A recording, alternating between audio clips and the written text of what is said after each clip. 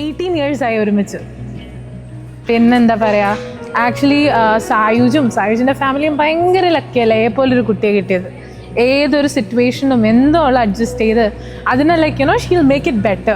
And she's very nice, ഭയങ്കര caring ആണ്. She'll give you everything. അവളെ സ്നേഹിക്കുകയാണെങ്കിൽ she'll give you her everything to U.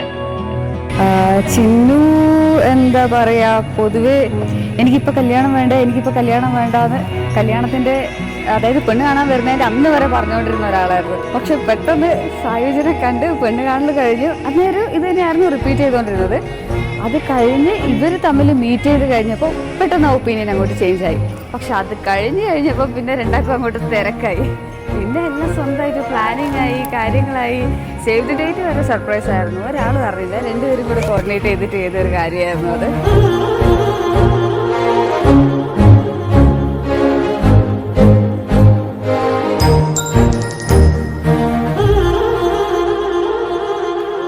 Last ഒരു ദിവസം എന്നെ വീട്ടിലേക്ക് വരുത്തിച്ചു. എന്ന് പറഞ്ഞ് ഇപ്പോൾ ഒരാൾ കാണാൻ വരുന്നുണ്ട്. ഞാൻ സ്റ്റക്കായിരുന്നു, പോകാനൊന്നും കഴിയില്ല.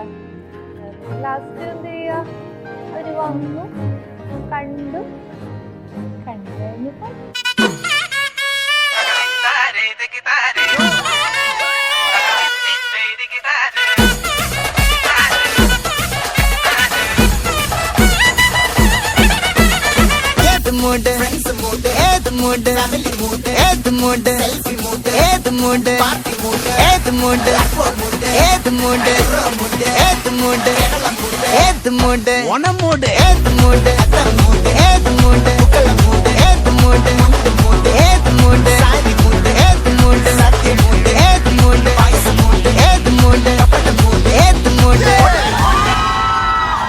സംസാരിച്ചത് January 4th.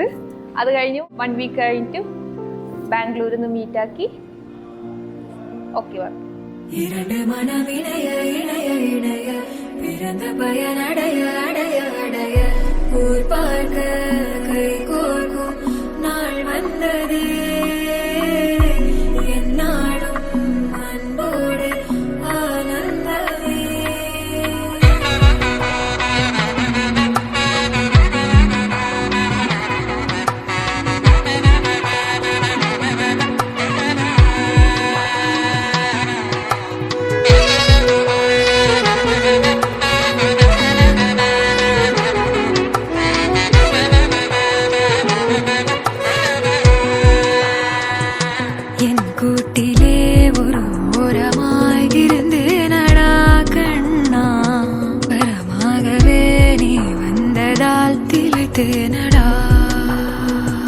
திசையின்றி நான் தேடி திரிந்தேன் தனியாகவே கண்ணே, ஒளியாக நீ என்னை சேர்ந்ததால் விழித்தேன் அடி.